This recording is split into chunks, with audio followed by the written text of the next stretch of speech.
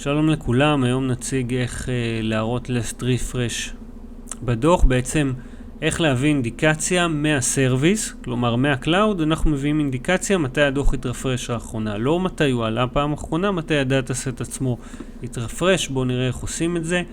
בעצם אם יוזר רוצה עכשיו חיווי כלשהו, אז אנחנו צריכים transform data, ואנחנו רוצים new source. נעשה blank query, ואנחנו רוצים local time.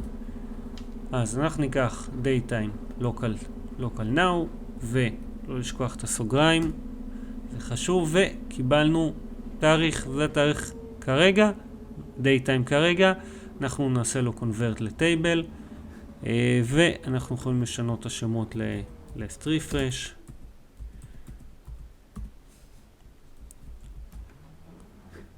גם של הקולום,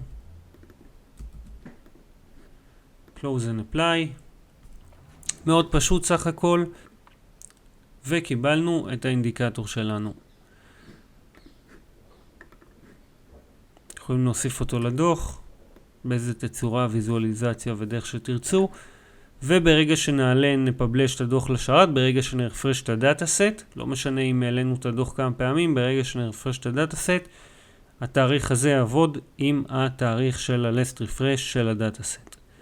אם יש שאלות, בקשות, מוזמנים לקומנטס.